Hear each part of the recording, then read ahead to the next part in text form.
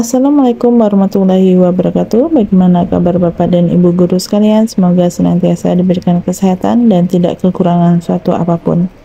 Selamat datang dan selamat bergabung dalam channel YouTube kami, Ara Alesa. Kali ini kita akan membersamai Bapak dan Ibu guru dalam mempersiapkan diri untuk mengikuti seleksi PPG dalam jabatan tahun 2023 dengan materi pedagogik mengenai pengembangan kurikulum. Semoga konten ini dapat memberikan pengetahuan dan persiapan yang lebih matang bagi Bapak dan Ibu guru. Langsung saja untuk soal yang pertama. Perhatikan pernyataan berikut.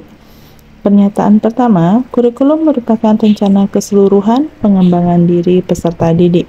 Pernyataan kedua, kurikulum terdiri atas tujuan, materi, metode, dan evaluasi pembelajaran. A. Pernyataan 1 dan 2 benar. B. Pernyataan 1 benar, pernyataan 2 salah. C. Pernyataan 1 salah, pernyataan 2 benar. D. Pernyataan 1 dan 2 salah. Kurikulum merupakan rencana keseluruhan pengembangan diri peserta didik yang terdiri atas tujuan, materi, metode, dan evaluasi pembelajaran. Jadi jawaban yang tepat adalah A. Pernyataan 1 dan 2 benar. Berikutnya soal nomor 2. Pengembangan kurikulum yang berpusat pada peserta didik disebut juga sebagai A. Kurikulum tradisional, B. Kurikulum berbasis kompetensi, C. Kurikulum berbasis teknologi, dan D. Kurikulum berbasis aliran. Kurikulum yang berpusat pada peserta didik disebut juga sebagai kurikulum berbasis kompetensi yang fokus pada pengembangan kompetensi dan kebutuhan peserta didik. Jadi jawaban yang tepat adalah B. Selanjutnya soal nomor 3. Salah satu tujuan pengembangan kurikulum adalah A. Mengikuti perkembangan teknologi, B. Mendukung kepentingan politik, C. Meningkatkan tingkat persaingan antar sekolah, D. Memajukan pendidikan secara keseluruhan. Di sini yang ditanyakan yaitu tujuan pengembangan kurikulum. Tujuan pengembangan kurikulum adalah untuk memajukan pendidikan secara keseluruhan, bukan hanya mengikuti perkembangan teknologi, mendukung kepentingan politik, atau meningkatkan tingkat persaingan antar sekolah. Jadi jawabannya adalah D. Selanjutnya soal nomor 4. Proses perencanaan kurikulum yang memfokuskan pada kegiatan pengajaran disebut A.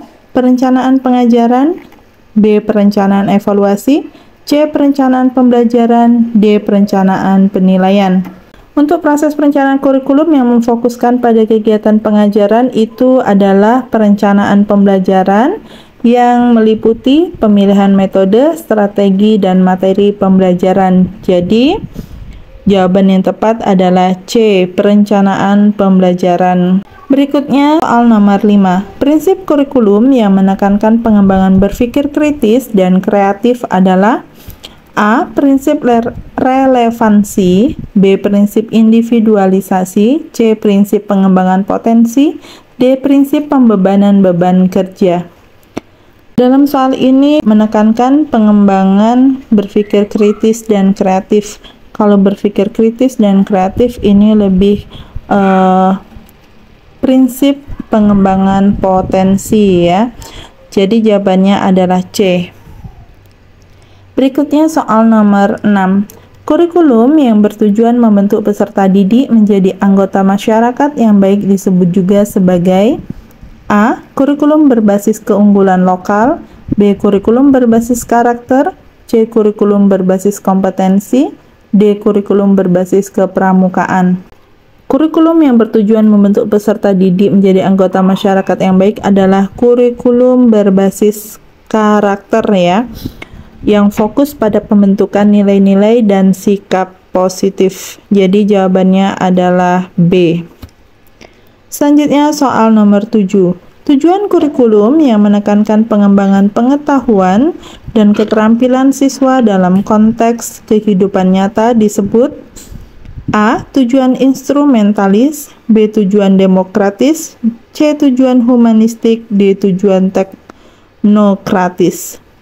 Untuk tujuan kurikulum yang menekankan pada pengembangan pengetahuan dan keterampilan siswa dalam konteks kehidupan nyata adalah tujuan dari instrumentalis yang menghubungkan pendidikan dengan kebutuhan dunia kerja dan pasar. Jadi jawabannya adalah A. Berikutnya soal nomor 8. Salah satu metode pengembangan kurikulum yang berpusat pada dialog interaktif antara guru dan siswa adalah A. Konsultasi dengan ahli pendidikan, B. Observasi kelas, C. Diskusi kelompok, D. Analisis kebutuhan belajar. Dialog interaktif antara guru dan siswa dalam mencapai kesepakatan dan pengembangan ide-ide ini lebih tepat untuk diskusi ya, diskusi kelompok. Jadi jawabannya adalah C. Berikutnya soal nomor 9. Proses mengidentifikasi kebutuhan belajar siswa untuk pengembangan kurikulum disebut A. Analisis kebutuhan belajar, B. Evaluasi pembelajaran, C. Desain pembelajaran, D. Implementasi pembelajaran.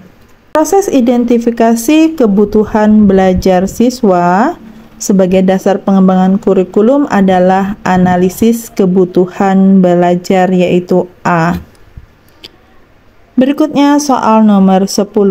Salah satu prinsip kurikulum yang menekankan relevansi pengembangan kurikulum dengan tuntutan zaman adalah A. Prinsip fleksibilitas, B. Prinsip adaptasi lokal, C. Prinsip keterpaduan, dan D. Prinsip kontinuitas. Jawaban yang tepat yaitu A. Prinsip fleksibilitas dalam kurikulum menekankan pentingnya mengikutsertakan perubahan zaman dan kebutuhan peserta didik dalam pengembangan kurikulum.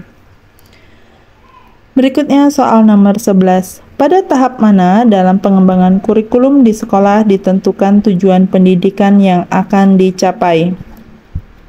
A. Evaluasi kurikulum, B. Implementasi kurikulum, C. Perencanaan kurikulum, D. Pengembangan kurikulum. Tujuan pendidikan ditentukan pada tahap perencanaan kurikulum, yaitu C. Pada tahap ini, tujuan yang ingin dicapai oleh kurikulum diidentifikasi dan dirumuskan. Berikutnya soal nomor 12. Pada perencanaan kurikulum, manakah yang menjadi dasar untuk merumuskan pencapaian peserta didik? A. Standar kompetensi lulusan atau SKL, B. Standar isi, C. Standar proses, D. Standar penilaian. Jawaban yang tepat adalah A. Standar kompetensi lulusan yang menjadi dasar untuk merumuskan pencapaian peserta didik. SKL menggambarkan kompetensi yang harus dimiliki oleh peserta didik setelah menyelesaikan pendidikan di suatu jenjang. Berikutnya soal nomor 13. Komponen apa saja yang terdapat dalam struktur kurikulum? A. Tujuan, isi, metode, dan evaluasi. B. Tujuan kurikulum, pembelajaran, dan penilaian. C. Tujuan standar isi, pembelajaran, dan penilaian. D. Tujuan standar isi, metode, dan evaluasi. Struktur kurikulum terdiri dari tujuan, standar isi atau kompetensi, pembelajaran, dan penilaian. Keempat komponen ini saling berkaitan dan saling mendukung dalam pengembangan kurikulum. Jadi, jawaban yang tepat adalah C. Berikutnya soal nomor 14.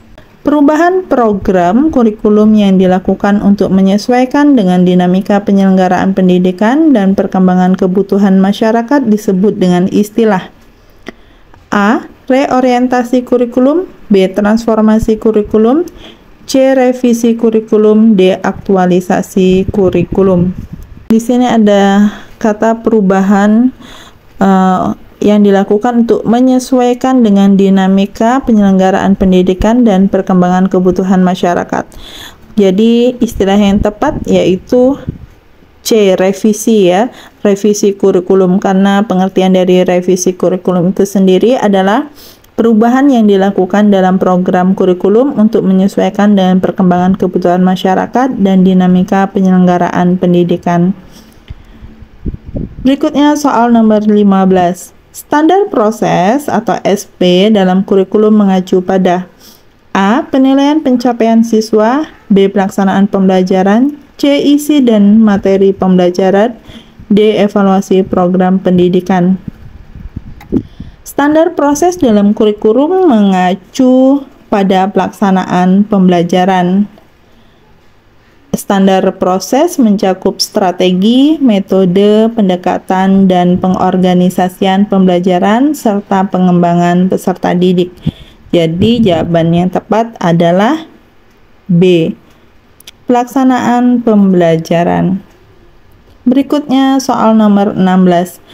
Penilaian formatif dalam pembelajaran merupakan bentuk penilaian yang A. Dilakukan akhir semester atau selesai pembelajaran, B. Dilakukan pada awal pembelajaran, C. Dilakukan sepanjang proses pembelajaran, D. Dilakukan secara acak tanpa rencana.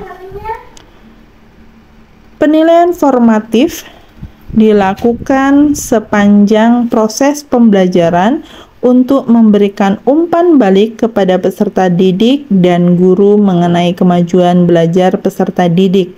Tujuannya adalah untuk mendukung perbaikan pembelajaran. Jadi jawabannya yang tepat adalah C. Dilakukan sepanjang proses pembelajaran. Berikutnya soal nomor 17. Pengembangan kurikulum dilakukan untuk A. Meningkatkan kualitas guru di sekolah, B. Mengubah struktur organisasi sekolah, C. Menyesuaikan kurikulum dengan kebutuhan peserta didik, D. Menambah jumlah mata pelajaran dalam kurikulum. Pengembangan kurikulum dilakukan untuk menyesuaikan kurikulum dengan kebutuhan peserta didik agar peserta didik dapat mencapai tujuan pendidikan yang ditetapkan. Jadi jawaban yang tepat adalah C. Berikutnya soal nomor 18. Aktivitas yang dilakukan untuk mengevaluasi pencapaian tujuan pembelajaran pada suatu kurikulum disebut A. Evaluasi internal, B. Evaluasi formatif, C. Evaluasi eksternal, D. Evaluasi sumatif.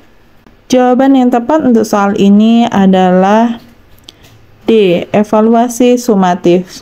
Evaluasi sumatif merupakan evaluasi akhir yang dilakukan untuk mengevaluasi pencapaian tujuan pembelajaran pada suatu kurikulum. Evaluasi sumatif ini dilakukan untuk melihat hasil akhir dari proses pembelajaran ya. Selanjutnya soal nomor 19.